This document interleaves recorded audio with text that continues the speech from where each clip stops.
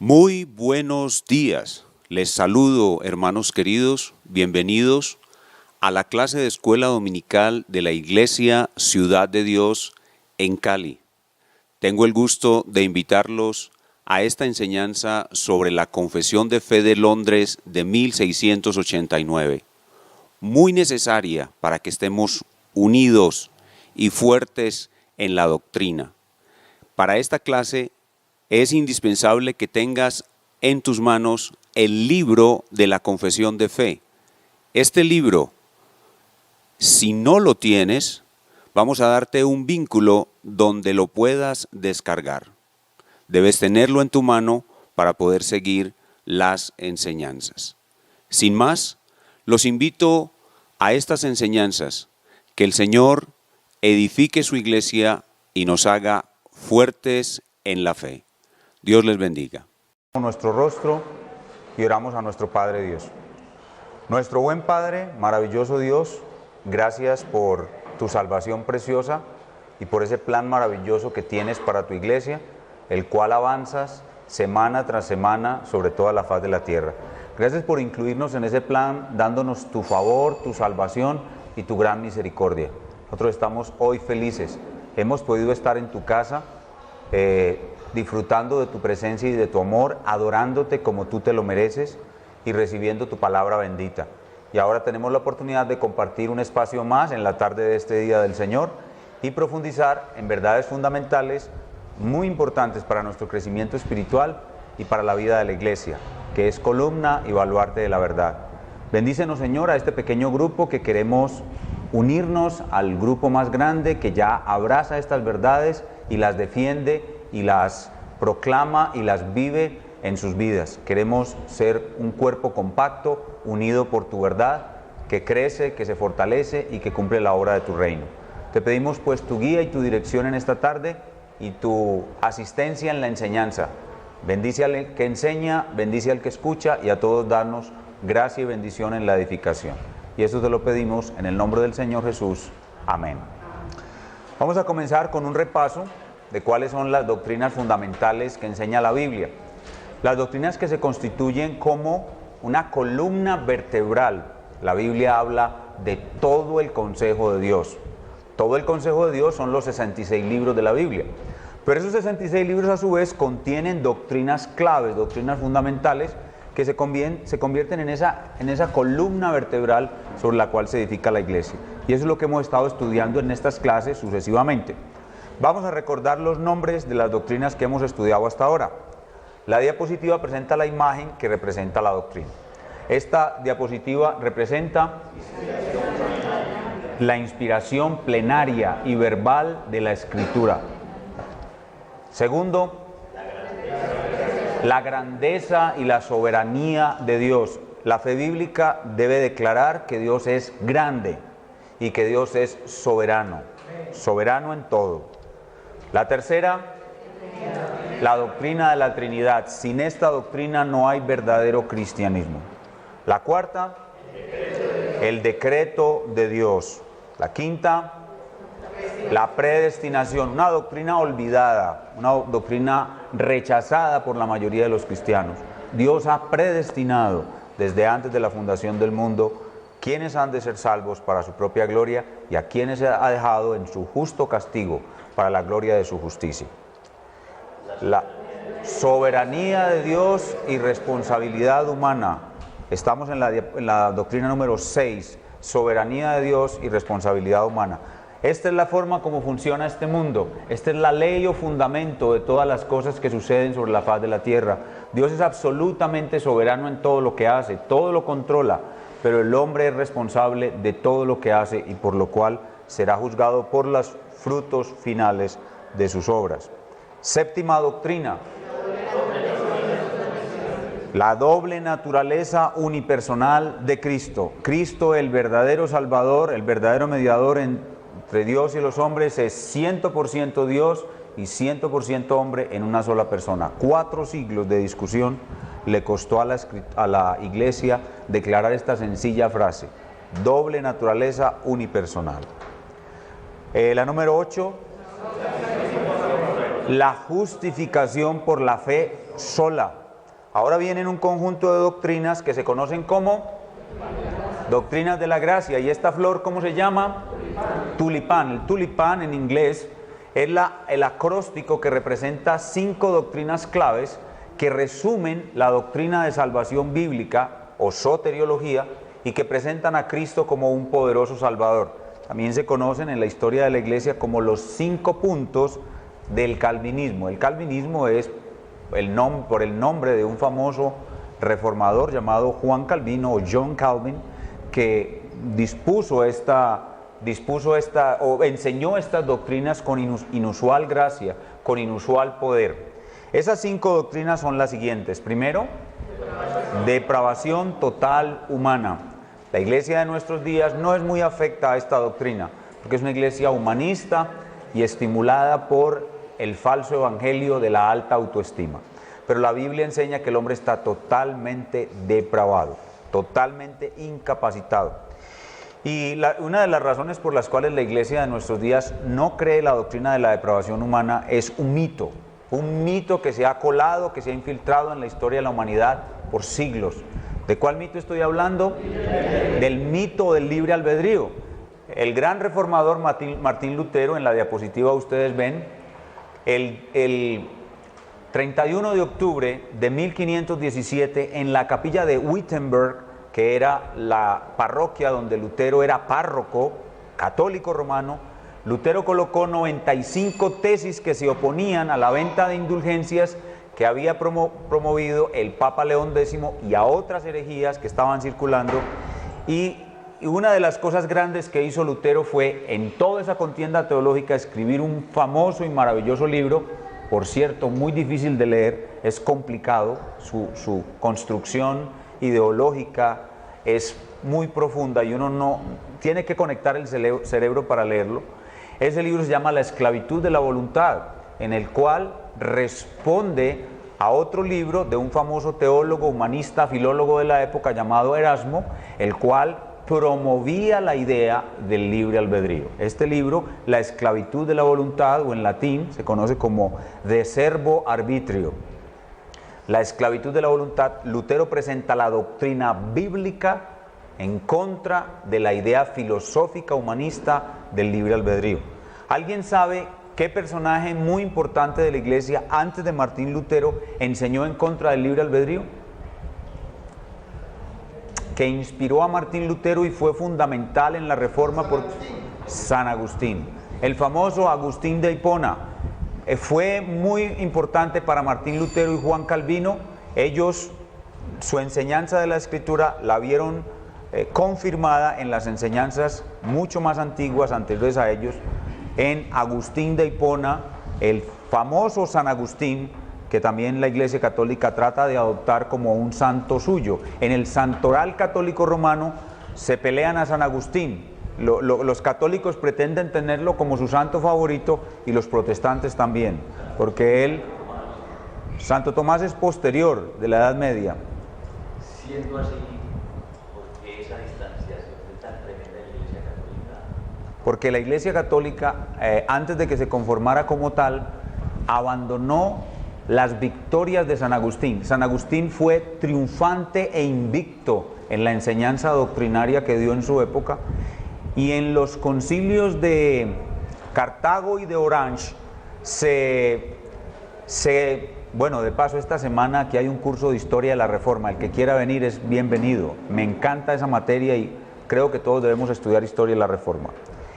En los sendos concilios de Cartago y Orange, las enseñanzas de San Agustín fueron victoriosas, invictas, pero la Iglesia Católica Romana, por la tendencia humanista al libre albedrío, abandonaron los postulados de San Agustín y se adhirieron a la masa global de la creencia del libre albedrío, que en esa época se llamaba semipelagianismo, siguiendo a un señor de apellido Casiano, Juan Casiano, y él fue el que hizo que la Iglesia Católica se desviara de manera tan bárbara en este punto de la doctrina de salvación. Seguimos con las doctrinas de la gracia. ¿Cuál es la segunda? La elección incondicional. Dios elige para salvación. La tercera, expiación limitada. La muerte eficaz de Cristo salva a muchos. No, Cristo no murió por todos y cada uno de los seres humanos. Cristo murió por su pueblo, por su esposa, por los que el Padre le dio, y su muerte es eficaz. La siguiente doctrina de la gracia: llamamiento eficaz o gracia irresistible. Todos los que hemos sido elegidos por quienes Cristo murió, seremos llamados eficazmente en un momento específico de nuestra vida, y nada podrá impedir que seamos salvados. La siguiente: perseverancia final de los santos. Nada podrá impedir que lleguemos salvos al cielo, o a cielo nuevo y tierra nueva, que es nuestro destino final. Entonces, las 5 doctrinas de la gracia son depravación total, elección incondicional, expiación limitada, llamamiento eficaz y perseverancia final de los santos. Continuamos con este resumen de doctrinas.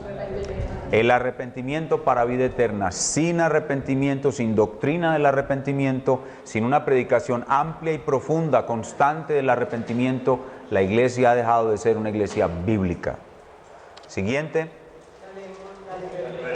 la vigencia perpetua de la ley moral de Dios. La ley moral de Dios continúa vigente. La ley moral de Dios es la forma como los pecadores son llevados a Cristo, el instrumento para llevar al pecador a Cristo, pero también el instrumento que Dios usa para la santificación y para reducir el pecado sobre la faz de la tierra, para reducir el mal sobre la faz de la tierra. La semana pasada nos introdujimos en una sección más amplia de la confesión de la iglesia y de las Sagradas Escrituras, que se conoce con el nombre de eclesiología. Eclesio viene de la palabra griega eclesia, que significa iglesia. La palabra eclesia a su vez significa ser sacado de. Ser sacado de.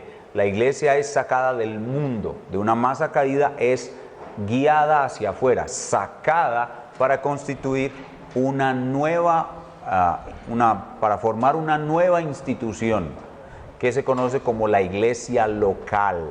La iglesia local.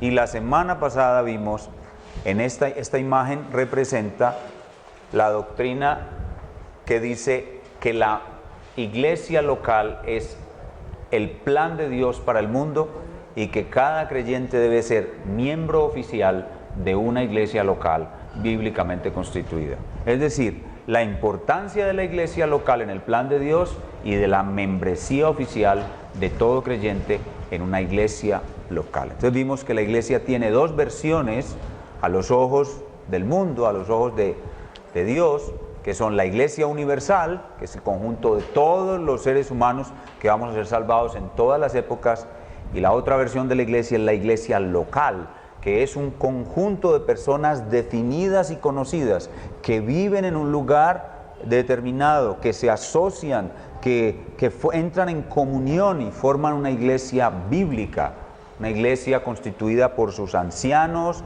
sus diáconos y su membresía. Y veíamos cómo la Biblia enseña claramente que cada creyente debe hacer parte de una iglesia local bíblicamente constituida. Hoy vamos a avanzar un poco más en esa misma materia de la eclesiología y vamos a hablar del gobierno bíblico de una iglesia local. El gobierno bíblico de una iglesia local.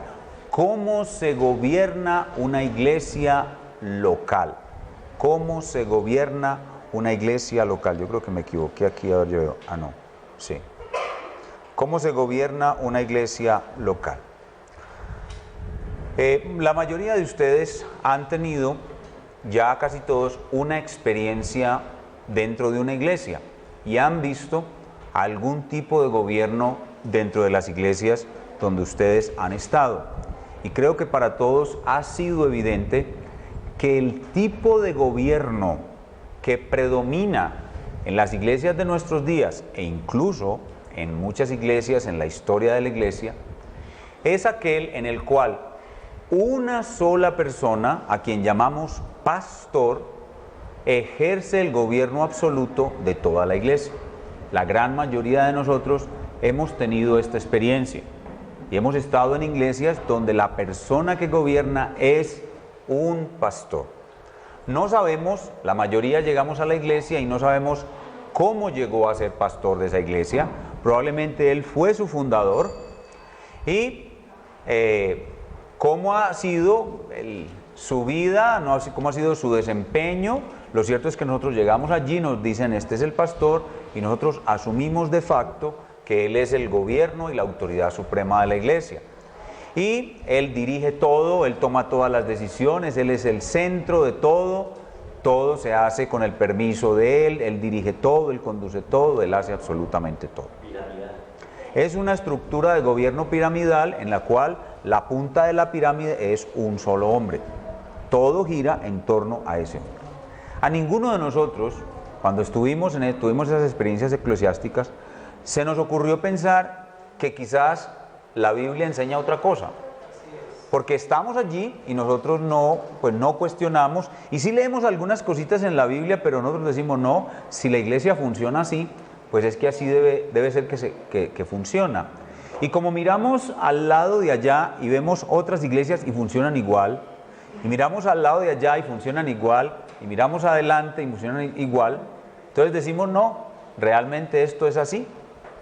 Pero la palabra de Dios enseña otra cosa. La palabra de Dios enseña que el gobierno de una iglesia local debe ser una pluralidad de varones. Una pluralidad de varones. Es más, no hay un solo versículo en la Biblia que enseñe claramente que la iglesia debe ser gobernada por un solo hombre.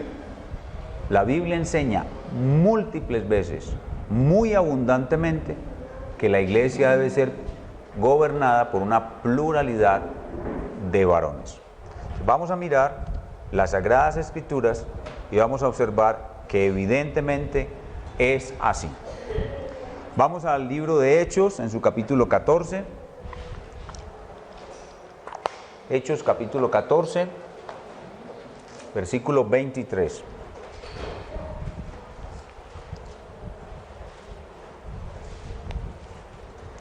Hechos capítulo 14, versículo 23.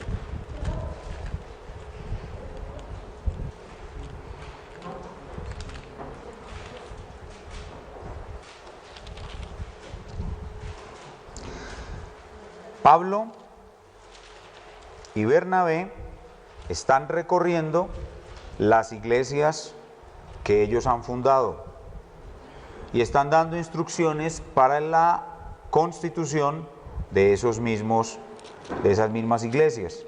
Leamos desde el versículo 22. Dice Hechos 14, 22, confirmando los ánimos de los discípulos, exhortándoles a que permaneciesen en la fe y diciéndoles, es necesario que a través de muchas tribulaciones entremos en el reino de Dios. Verso 23, y constituyeron ancianos en cada iglesia, y habiendo orado con ayunos, les encomendaron al Señor en quien habían creído. Este es el primer versículo de una serie de versículos a lo largo de todo el Nuevo Testamento que muestra que la práctica de los apóstoles en la plantación de iglesias era más o menos como sigue. El misionero apóstol y su equipo llegaba a una ciudad y predicaba el evangelio. El Señor daba una buena cosecha y se reunían algunos hermanos entre los judíos y entre los gentiles y formaban la pequeña iglesia local que estaban haciendo. Bajo la tutela de los apóstoles y sus equipos misioneros, esa iglesia era enseñada y edificada en la doctrina de los apóstoles. Ellos practicaban el bautismo, la Santa Cena y enseñaban la doctrina de los apóstoles. Luego, de entre ese grupo de personas que han sido salvados, los apóstoles o sus equipos misioneros detectaban a aquellos varones de entre los salvados en quienes el Espíritu Santo había puesto cualidades especiales y un llamado especial para ejercer una función de gobierno, la cual se conoce en el Nuevo Testamento con 4 palabras que son sinónimas. Aunque cada una de las palabras refleja un matiz diferente de la función de esta persona, las 4 significan lo mismo. Anciano, que es la que aparece en nuestro texto. Pastor, obispo o presbítero. Esas 4 palabras aparecen a lo largo de todo el Nuevo Testamento y definen el principal de los oficios en una iglesia local. Es el ser anciano, pastor, obispo o presbítero. La palabra anciano hace referencia más a su función de gobierno. Él es el gobernante de la iglesia.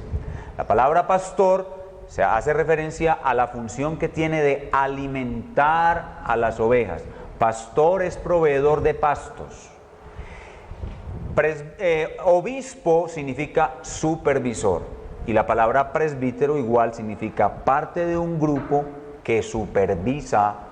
La palabra presbiterio significa un grupo que supervisa a todos los demás en la iglesia.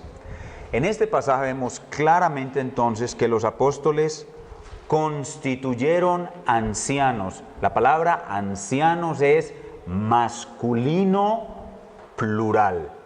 Masculino plural, y así está por todo el resto del Nuevo Testamento. Masculino plural. La palabra constituyeron es una palabra que viene de otra palabra griega, a su vez una palabra compuesta, que describe más o menos el proceso por medio del cual estos apóstoles pusieron en su función de gobierno a esta pluralidad de varones. La palabra constituyeron significa literalmente elegir a mano alzada. Eso significa literalmente elegir a mano alzada. Más o menos entonces eso nos deja ver el proceso. Los apóstoles observan entre los creyentes varones convertidos, algunos de ellos que tienen una habilidad especial para orar. Cuando, por ejemplo, la iglesia primitiva oraban solo los varones, ahorita vamos a ver que eso es bíblico. Cuando veían a algún hermano orando, cuando alguno de ustedes ora en público, nosotros los pastores tenemos como un sentido especial. Cuando yo escucho a un varón orando, yo después de 2 minutos de escucharlo orando, yo sé quién es quién en el reino de Dios. O sea, uno escucha orando a un hermano y uno sabe quién es quién. Entonces, no se necesita mucho. Los pastores tenemos ese sentido. Entonces, los miembros del equipo de los apóstoles observaban que había varones que cuando oraban, que en ese tiempo se podían dar enseñanzas orales, se transmitían enseñanzas orales de los apóstoles, que cuando enseñaban, se les veía su vocación y su compromiso por la iglesia. Entonces, ese equipo misionero escogía a esos varones, los llamaba aparte, les transmitía con más profundidad la enseñanza apostólica y observaba la asimilación de esa enseñanza apostólica de parte de esos candidatos, los probaban en el ministerio, es decir, los ponían a predicar, los ponían a enseñar, les encomendaban funciones dentro de la iglesia y ellos veían que ellos tenían esa empatía, esa afinidad con el rebaño y que su vocación y su amor era cuidar al rebaño de Dios. Entonces, reunían a la iglesia en santa asamblea, los que eran miembros oficiales de la iglesia, y les decían: nosotros, vuestros supervisores, candidatizamos como futuro pastor al hermano fulano, sutano y mengano, más de uno. Y la iglesia, que los había visto trabajar, que había recibido sus enseñanzas, que había recibido su amor, su cuidado y su protección, debían decidir a mano alzada si ellos iban a ser sus pastores o no. Entonces, en una votación pública, la iglesia confirmaba que esos hombres que el equipo ministerial de los apóstoles había elegido y candidatizado eran sus pastores. Levantaban la mano, votaban y definían al hermano. Y cuando la aprobación de la asamblea era mayoritaria y la iglesia aceptaba a esos hermanos como candidatos, inmediatamente o quizás después, los apóstoles y el equipo misionero los hacían arrodillar y les imponían las manos. Les imponían las manos en señal de transmisión de la autoridad y el oficio para el cual el Espíritu Santo los había colocado. Entonces, por eso Pablo le dice a Timoteo, en 1 Timoteo, le dice: no impongas con ligereza las manos a nadie. A usted le enseñaron en la iglesia carismática que eso tenía que ver con echar fuera demonios. Que si usted no estaba muy bien espiritualmente y se iba a orar por un endemoniado y le ponía las manos, que los demonios del endemoniado se le pasaban a usted. ¿Cierto que eso fue lo que le enseñaron? Eso es un error monumental del tamaño de la piedra del Peñol. Eso no tiene nada que ver con demonios. Eso tiene que ver con lo que estamos hablando aquí, con el proceso de ordenación de un ministro del Evangelio. Entonces lo que Pablo le dice a Timoteo es que se asegure que los candidatos son buenos candidatos, que los capacite, que los foguee, que los pruebe y que los someta a la votación de la iglesia. Y una vez surtido ese proceso con toda diligencia, ahora sí, Timoteo, imponga las manos. Es decir, que no cualquiera y no con mucha prisa, cualquiera puede llegar a ser pastor de una iglesia. Y es que para ser pastor de una iglesia se necesita en primer lugar un llamado de Dios. Ese llamado está en el corazón del candidato. El candidato sabe que Dios lo ha llamado por una intuición interna, una intuición muy personal. La Escritura dice, si alguno anhela obispado. El ser obispo o pastor es un anhelo. Los que somos pastores, cuando somos convertidos, al poco tiempo sabemos, por algo que es difícil de explicar, Dios me llamó a ser pastor. Es una intuición, es algo que uno tiene ahí. Pero ese llamado interno, así lo denominamos, llamado interno, debe ser verificado por un llamado externo. Es decir, que después de que ese candidato ha sido capacitado por la misma iglesia, los pastores ya ordenados, y la iglesia lo ha reconocido, la iglesia confirma el llamado de ese candidato a mano alzada. A mano alzada. Eso que yo estoy diciendo aquí no ocurre en ninguna de las iglesias del siglo XX. Ninguna. En las iglesias del siglo XX, un individuo es pastor porque un pastor ya ordenado lo manda a ser pastor a otra parte. Y simplemente es eso. Pero así no es en el Nuevo Testamento. Es como yo les estoy diciendo. El llamado interno hace que el individuo se manifieste a los demás y el llamado externo confirma que ese individuo ha sido elegido por Dios. Es esa forma, esa práctica más o menos así globalmente descrita, es lo que Pablo está describiendo en Hechos capítulo 14, versículo 23, cuando dice, y constituyeron. Esa sola palabrita, y constituyeron, describe todo este proceso del cual estoy hablando aquí. Ahora, veamos otros pasajes de la Escritura que ratifican que el gobierno de una iglesia local debe ser ejercido por una pluralidad de varones. Vayamos a Filipenses capítulo 1, versículo 1. Filipenses capítulo 1, versículo 1.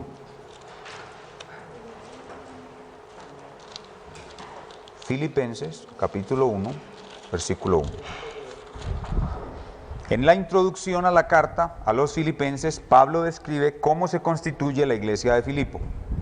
Dice, Pablo y Timoteo, autores de la carta, siervos de Jesucristo, a todos los santos en Cristo Jesús que están en Filipos. Uno, ese es el primer elemento constitutivo de una iglesia local.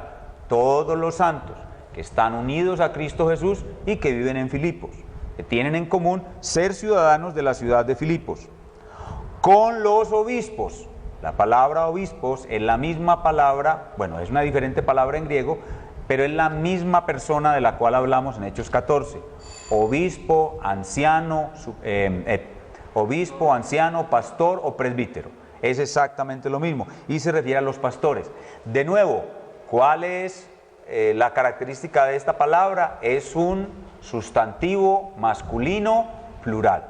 Sustantivo masculino plural. Obispos. O sea que en Filipos había más de un obispo. La palabra obispo significa supervisor. El griego es episcopos, supervisor. Y diáconos, que es el segundo oficial de una iglesia. La palabra oficiales se refiere a las personas que reciben de Dios un oficio especial en la iglesia. Los dos oficiales de la iglesia local son el obispo y el diácono. Por eso una iglesia está constituida por sus miembros, sus obispos y sus diáconos. Entonces es una pluralidad de varones en el gobierno de la iglesia y una pluralidad de diáconos en el servicio de misericordia de la iglesia. Veamos otro pasaje. Primera de Pedro, capítulo 5, versículos 1 y 2.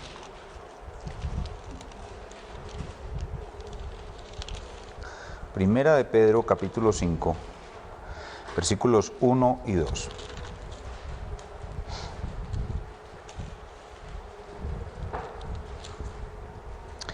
Dice el apóstol Pedro: ruego a los ancianos, de nuevo, sustantivo, masculino, plural. Ruego a los ancianos que están entre vosotros, yo anciano también con ellos, y testigo de los padecimientos de Cristo, que soy participante de la gloria que será revelada, apacentad, es decir, dad pastos a la grey de Dios que está entre vosotros. Entonces ahí ven de nuevo una clarísima alusión del apóstol Pedro a las iglesias que estaban en la dispersión. ¿Cómo se gobernaban las iglesias que estaban en la dispersión? Por medio de ancianos, una pluralidad de varones. ¿Cómo se constituían esos ancianos? A mano alzada. Se constituían a mano alzada. Y en el proceso que más o menos ya he descrito. Veamos otro pasaje, 1 Timoteo capítulo 2. 1 Timoteo capítulo 2. Vamos a leer los versículos del 8 al 15. Pastor, ¿y esto de un gobierno plural en la iglesia local es algo nuevo, es algo exclusivo del Nuevo Testamento? ¿Qué creen ustedes? No, es la copia de cómo se gobernaba la sinagoga, el sistema de clanes, donde los jefes de los clanes formaban una especie de grupo gobernante, y ese mismo sistema de gobierno de las sinagogas del pueblo hebreo se traslada de la sinagoga a la iglesia local. ¿Cómo se gobernaba Israel? Israel entero era gobernado. Bueno, Israel era una teocracia, Dios era su regente máximo, pero ¿cómo se gobernaba Israel? Israel se gobernaba por 70 ancianos, los líderes de todos los clanes, de todas las iglesias, de todas las familias, formaban lo que se conoce como el Sanedrín o parlamento hebreo, presidido por el sumo sacerdote. Entonces el gobierno plural no es algo nuevo, no es algo, una variedad, tiene continuidad en la historia de Israel. Pero algunos hermanos, viendo la teocracia hebrea, la monarquía hebrea, creen que ese sistema de gobierno monárquico debe trasladarse a la iglesia local, cuando no es así. El sistema que pasa del antiguo pacto al nuevo pacto no es la teocracia, sino el gobierno plural. Espero que puedan observar eso hoy claramente. Y eso nos coloca en otro asunto que es muy importante y muy importante para la iglesia de hoy, y es que el gobierno de la iglesia local es exclusivamente masculino. ¿Por qué? Porque así fue establecido en el orden de la creación.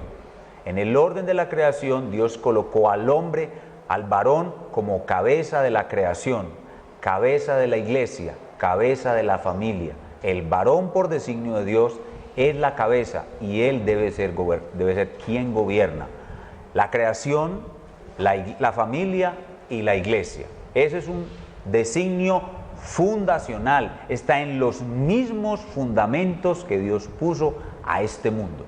Veamos 1 Timoteo 2:8. Dice, a propósito, 1 Timoteo fue escrita a Timoteo. ¿Dónde estaba Timoteo trabajando cuando le escribieron 1 Timoteo? ¿Quién sabe? En la iglesia de Éfeso. En la iglesia de Éfeso. ¿Y para qué le escribe Pablo a Timoteo, 1 Timoteo? Para enseñarle cómo funciona una iglesia. Le dice Pablo, vean primero 3:14. Esto te escribo, querido Timoteo, aunque tengo la esperanza de ir pronto a verte, para que si tardo, sepas cómo debes conducirte en la casa de Dios, que es la iglesia del Dios viviente, columna y baluarte de la verdad. ¿Para qué fue escrita 1 Timoteo? Para mostrarle a Timoteo cómo debe funcionar una iglesia, particularmente en su culto de adoración. Veamos ahora sí 2:8. Quiero pues que los hombres oren en todo lugar, levantando manos santas, sin ira ni contienda. Eso significa que en cualquier lugar de Éfeso, donde haya una reunión de oración, donde los miembros de la iglesia se reúnan como iglesia para orar al Señor, los hombres, varones, de nuevo, masculino, plural, sustantivo, masculino, plural. Quiero que los hombres, varones, oren en todo lugar. Es decir, cuando se trata de una oración pública, oficial de la iglesia reunida, deben dirigirla los varones, levantando manos santas, sin ira ni contienda. Es decir, no cualquier varón puede orar. Tiene que ser un varón santo, que pueda levantar sus manos con santidad al Señor. No un hombre iracundo o contencioso que le acaba de pegar a su esposa, dejarle un ojo morado. No, ese no puede orar públicamente. Debe ser un hombre santo, que pueda levantar sus manos con pureza delante de Dios. Asimismo, dice el verso 9, que las mujeres se atavíen. Ahorita me preguntaban en la escuela dominical si era adecuado que una mujer se pintara, se maquillara o usara bisutería o esos arreglos que las mujeres usan. Esa palabra ahí, atavían, significa exactamente eso. Quiero que las mujeres se adornen. Que se adornen de ropa decorosa, con pudor y modestia, no con peinado ostentoso, ni oro, ni perla, ni vestidos costosos, sino con buenas obras como corresponde a mujeres que profesan piedad.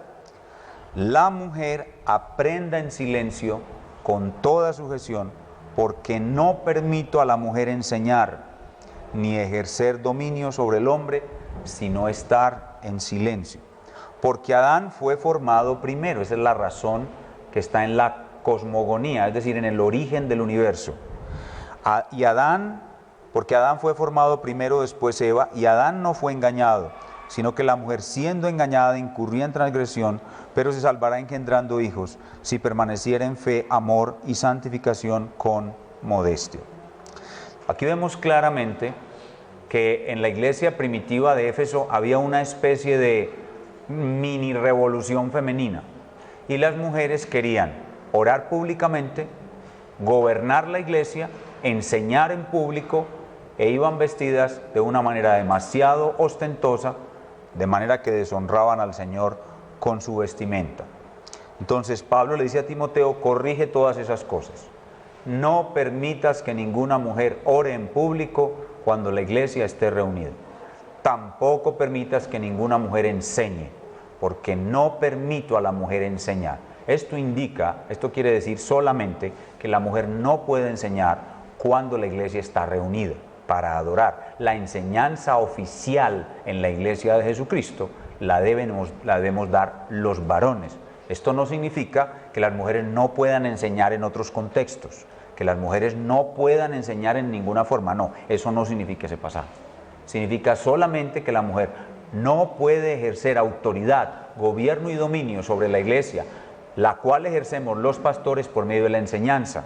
Cuando yo me paro a predicar como pastor la palabra de Dios en el púlpito y explico correctamente la palabra de Dios delante de ustedes, ustedes están obligados a obedecerla y yo estoy gobernando en nombre de Cristo con su palabra. Así que el gobierno de una iglesia se ejerce por medio de la enseñanza. Cuando el pastor predica es como si se dijese, así dice el Señor, y todo el mundo tiene que obedecer. Por esa razón una mujer no puede enseñar porque ella no puede ejercer dominio, ella no puede ejercer gobierno, porque su rol dado en la creación es otro. El rol de ella es estar en sujeción y aprender de su marido, no enseñar, sino estar en sujeción y aprender de su marido. Pablo da aquí entonces la razón por la cual, es una razón creacional. Adán fue formado primero, a Dios le plugo, a Dios le plació colocar la autoridad de la creación de la familia y de la iglesia en el varón. Y por eso el varón es quien debe enseñar en la casa y en la iglesia. Además, dice Pablo, Adán no fue engañado, sino que la mujer, siendo engañada, incurrió en transgresión. Eso significa que la mujer, además de que Dios no le ha permitido ejercer este rol docente, ella tiene cierta debilidad, cierta tendencia fácil al engaño. Y para poder ser pastor, para poder dirigir una iglesia, la persona que está al frente tiene que ser roca sólida delante de Dios en cuanto a doctrina, y no una persona que sea fácilmente engañada. No estoy diciendo que todas las mujeres sean fácilmente engañadas, pero la palabra de Dios dice que la mujer fue engañada y por tanto tiene cierta deficiencia en este aspecto y el varón no la tiene. Por esa razón, ella no debe ser quien gobierna la iglesia local. Entonces, con todo esto en nuestra mente, nos damos cuenta que es muy claro en las Sagradas Escrituras la voluntad de Dios de que la iglesia sea gobernada por una pluralidad de varones. Ahí mismo en 1 Timoteo capítulo 5, veamos el verso 17. 1 Timoteo 5, 17. Dice, los ancianos que gobiernan bien sean tenidos por dignos de doble honor, mayormente los que trabajan en predicar y enseñar, pues la Escritura dice, no pondrás bozal al buey que trilla, y digno es el obrero de su salario. De nuevo, un sustantivo masculino plural. Y a esa palabra, sustantivo masculino plural, se le añade otra palabra muy importante, gobiernan. Gobiernan. Y eso no nos deja dudas. ¿Quiénes gobiernan una iglesia local bíblicamente constituida? Los ancianos. Los ancianos. ¿Y cuál es el papel principal de esos ancianos? Dice ahí, predicar y enseñar. Esa es su función principal. Y dice ahí que los que lo hacen bien son tenidos por dignos de doble honor.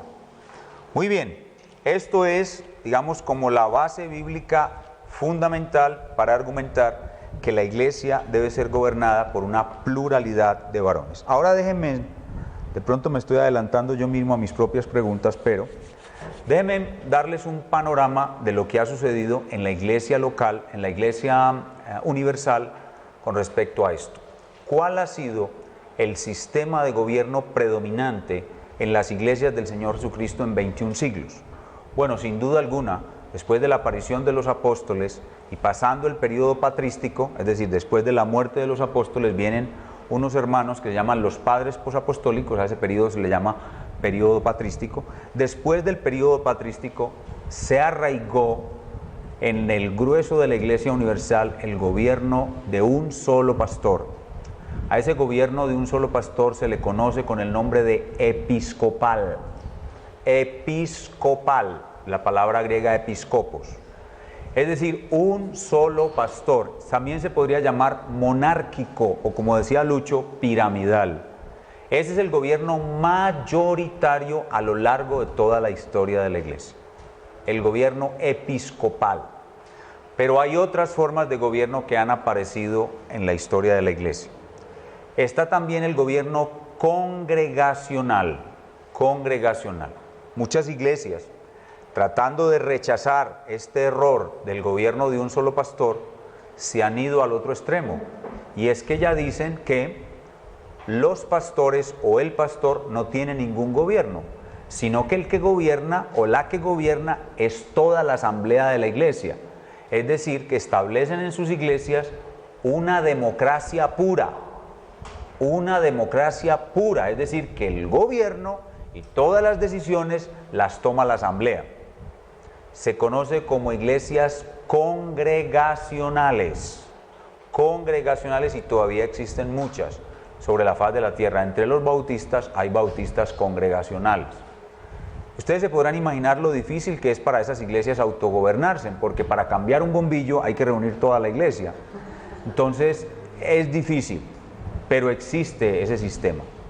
El otro sistema que ha aparecido en la historia de la iglesia y que es un sistema muy cercano al sistema ideal, que es el sistema que acabamos de decir, se conoce con el nombre de presbiteriano.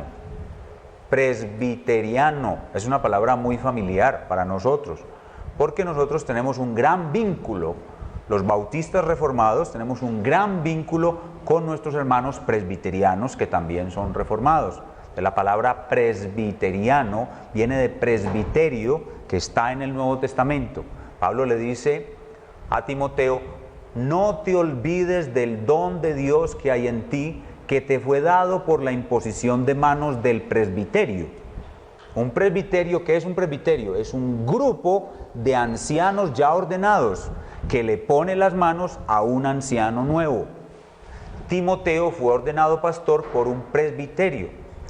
Entonces, el presbiterianismo tiene su base, como acabo de describir, en un gobierno plural. Es decir, que una iglesia presbiteriana se gobierna igual que como acabo de decir, como se gobiernan las iglesias bautistas reformadas. Un grupo de varones es elegido en la forma como he descrito y un grupo de varones gobierna esa iglesia local. Eso se conoce como consistorio. Ellos llaman a eso el consistorio. El grupo de varones que gobierna la iglesia local es un consistorio. Pero nosotros creemos que el presbiterianismo falla en que no se queda ahí, sino que el presbiterianismo admite que hayan cortes de gobierno superiores al consistorio. Si todo se quedara en el consistorio, los presbiterianos serían iguales a nosotros. Para nosotros, después de que su iglesia tiene sus 2, 3 ancianos, de ahí para arriba solo está el Señor Jesucristo por medio de su palabra. Nadie puede interferir en la vida de esa iglesia arriba de sus ancianos ordenados bíblicamente. Por eso ustedes me escuchan a mí, cuando yo estoy al frente, ministro la Santa Cena o ministro bautismo, ustedes me escuchan a mí repetir con frecuencia esta frase: como ministro ordenado del Evangelio. Yo lo hago a propósito, porque la mayoría de los hermanos no tienen ni idea que así debe funcionar una iglesia, con ministros ordenados del Evangelio. Entonces, nosotros, los bautistas reformados, cuando tenemos nuestros ministros ordenados del Evangelio, encima de nosotros no vive nadie. O sea, la iglesia bautista reformada, la gracia de Dios, la gobiernan Sergio, Julio, con sus diáconos y su iglesia, y encima de nosotros no vive nadie. Hasta ahí nosotros somos totalmente autónomos, nadie puede venir a imponernos nada, nadie, absolutamente nadie, solo Cristo y su palabra. Pero nuestros hermanos presbiterianos toman de los consistorios de las iglesias locales 1 o 2 representantes para formar una corte superior que tiene dominio sobre las iglesias que están debajo de ellos. Me explico. La iglesia presbiteriana de Bello, la iglesia presbiteriana de Barbosa, la iglesia presbiteriana de Medellín, la iglesia presbiteriana de Itagüí, toman 2 miembros de sus consistorios y forman un presbiterio. Cuando esos 8 personajes se reúnen, ellos tienen dominio sobre todas las iglesias que están debajo de ellos. ¿Me hice entender?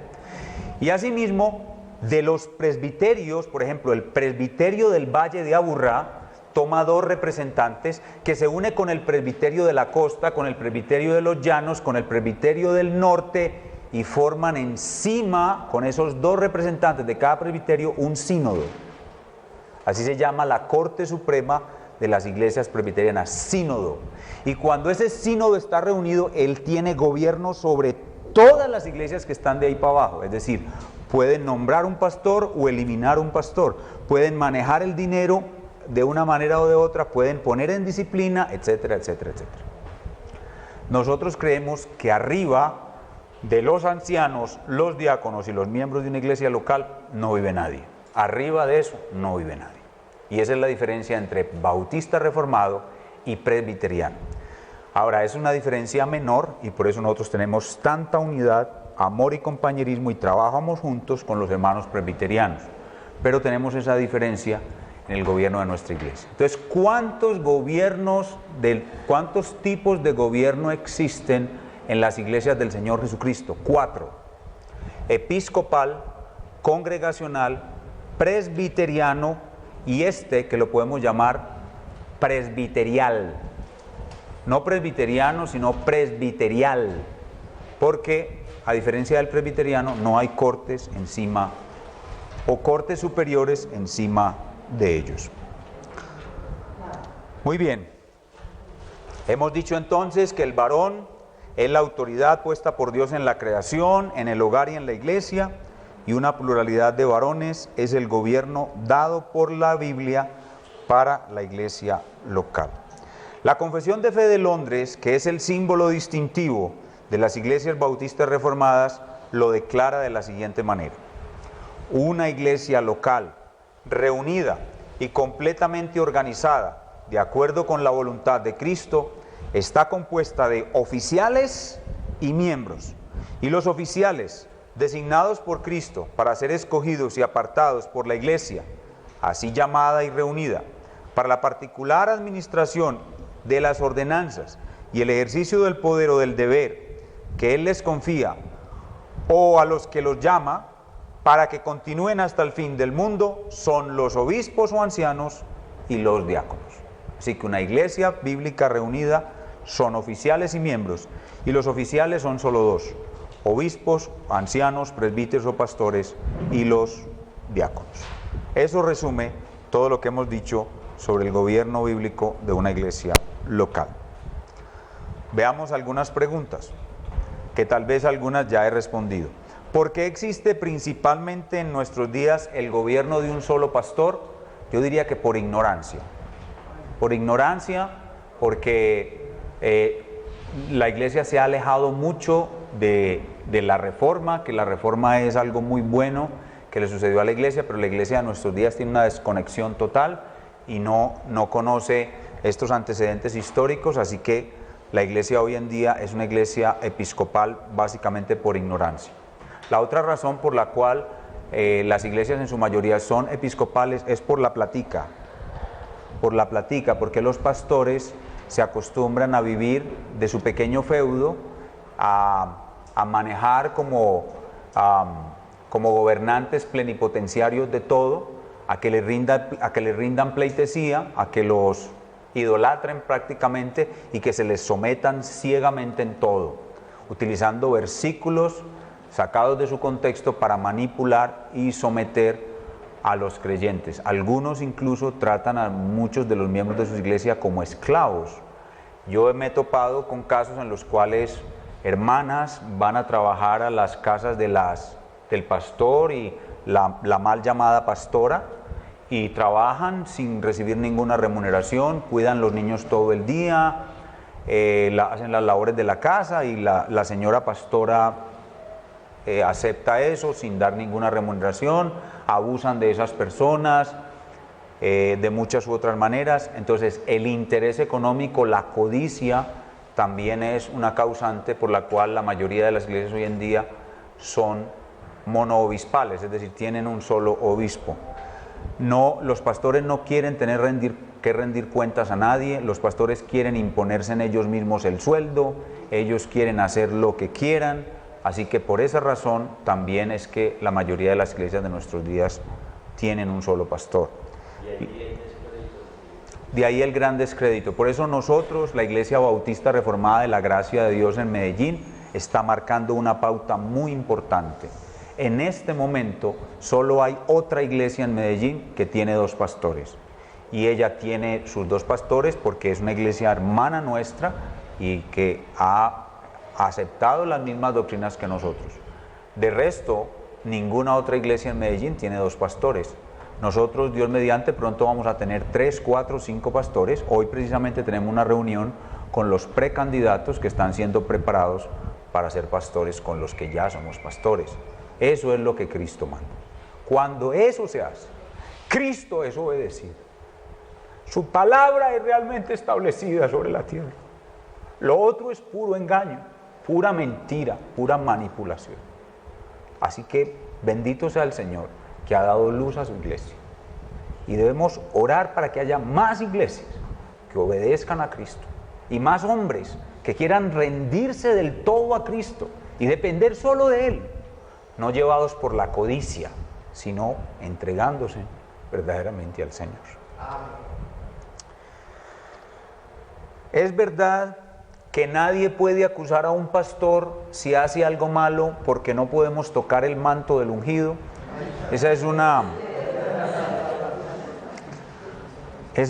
de las frases características que estos falsos pastores o algunos verdaderos pastores engañados y en ignorancia han utilizado como máximas para poder mantener su pequeño feudo y su pequeño imperio. No toquéis al ungido de Jehová. Es un texto por allá en 1 de Samuel, creo, o en 2 de Samuel, donde se está descontextualizando allí lo que Dios quiere decir. Pero la palabra de Dios dice claramente que los ancianos de una iglesia local podemos ser sometidos a disciplina igual que los demás miembros. Vayamos otra vez a 1 Timoteo, capítulo 5.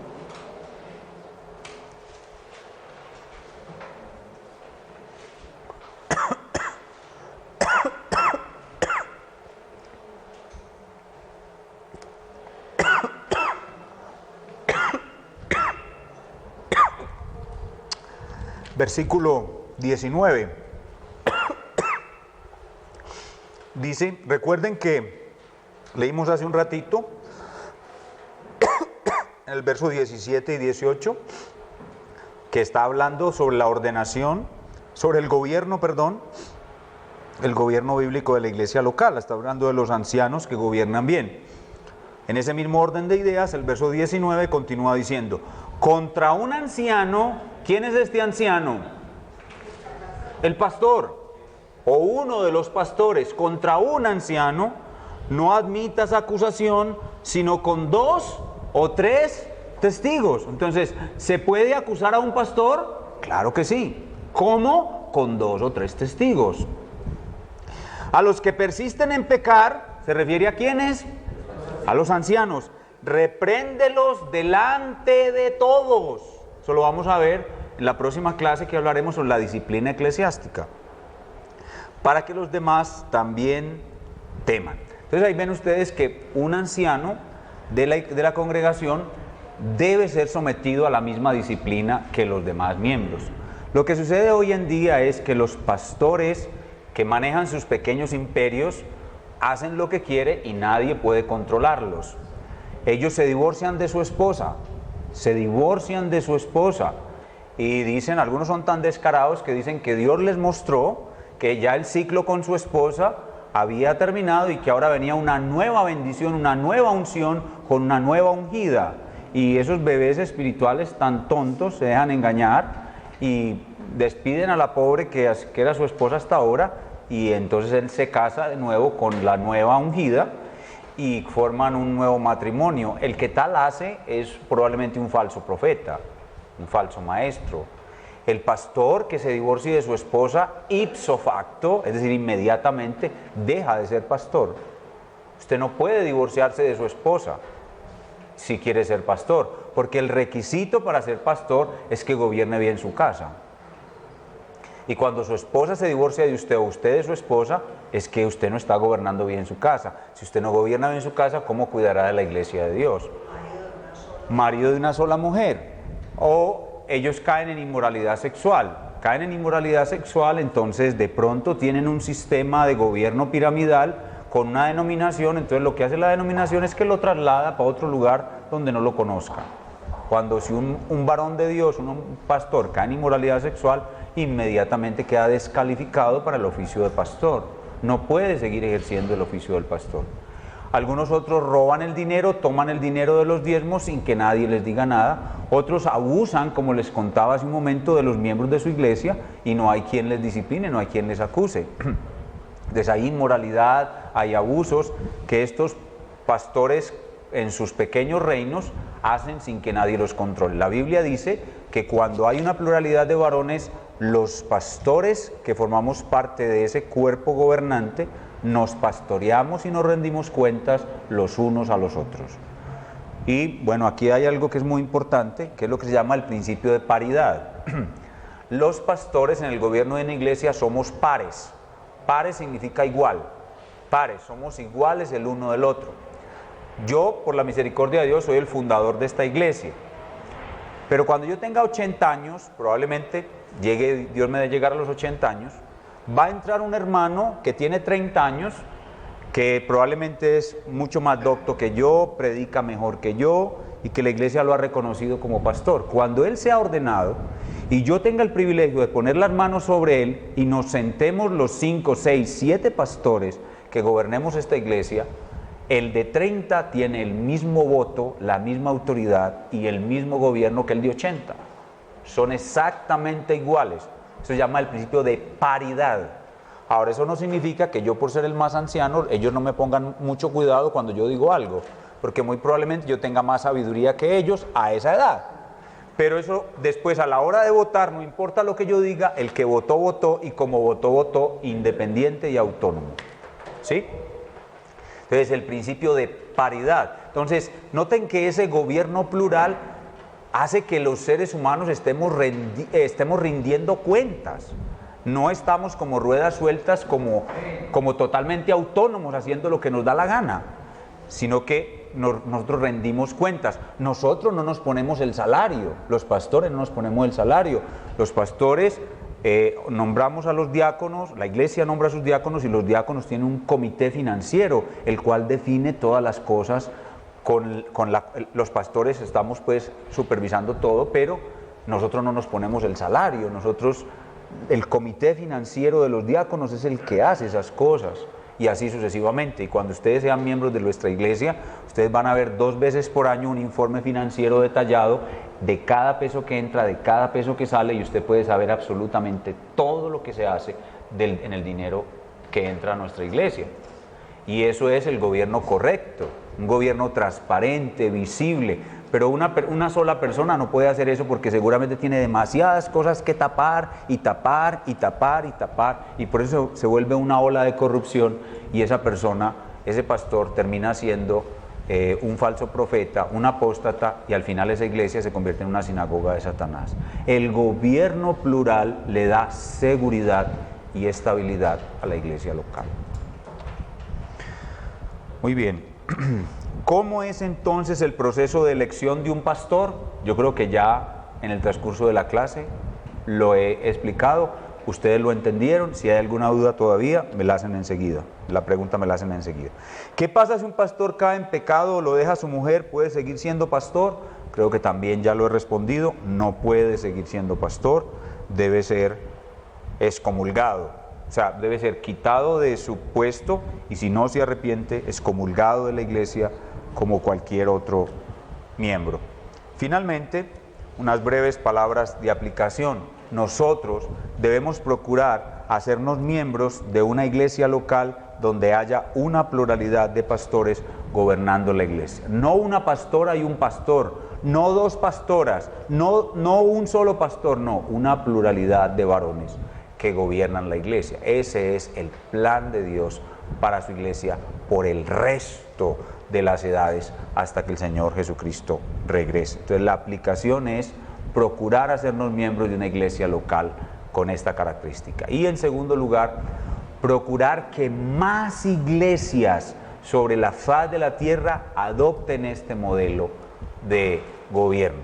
No es fácil, porque si es difícil tener un solo pastor, es mucho más difícil tener 2 o 3, porque un buen pastor no se consigue a la vuelta de la esquina.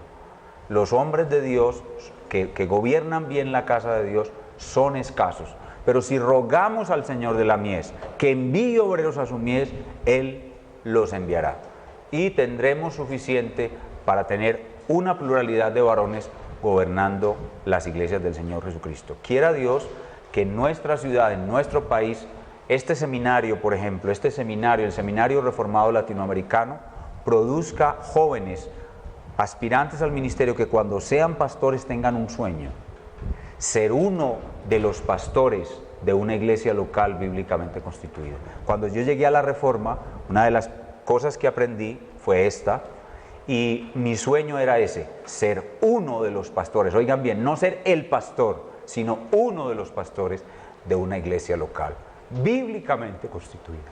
Porque nosotros debemos amar lo que Cristo ama. Cristo es el que sabe cómo viste, Cristo es el que sabe cómo adorna, Cristo es el que sabe cómo santifica, Cristo es el que sabe cómo edifica su iglesia. Y si Él ha ordenado una pluralidad de pastores, nosotros debemos procurar hasta la muerte que así sea.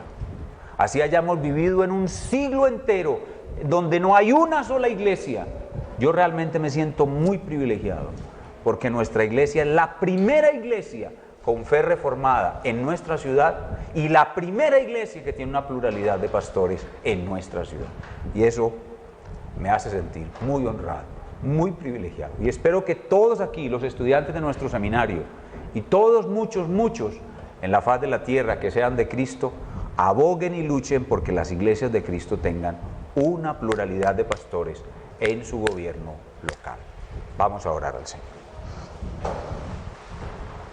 Nuestro buen Dios, tú eres todopoderoso, tú eres el regente supremo, que todo lo sabes y todo lo designas con respecto a tu derivado de tu gran sabiduría y tu gran majestad.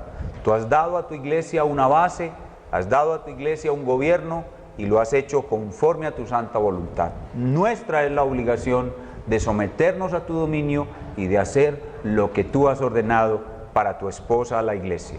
Concede a nuestras iglesias, bautistas de la Reforma, presbiterianas de la Reforma, congregacionales e independientes de la Reforma, tener los gobiernos bíblicos adecuados, el gobierno de una pluralidad de varones, y que haya muchas más iglesias de otras denominaciones que no están cercanas a la Reforma, que se acerquen a la Reforma protestante y que implanten en sus iglesias un gobierno plural. Señor, mira cuántos engañadores, cuántos falsos maestros, cuántos falsos pastores que tienen un gobierno totalitario y monárquico sobre las ovejas de tu rebaño, que están oprimiéndolas, abusando de ellas y sometiéndolas a este estilo de gobierno abusivo y despótico. Haz que sean reformados, sean cambiados, se arrepientan de tales conductas y establezcan modelos bíblicos en las iglesias de Cristo sobre toda la faz de la tierra. Permítenos continuar promoviendo tu verdad y el gobierno adecuado de tu iglesia local. Y esto te lo pedimos en el nombre precioso del Señor Jesucristo. Amén.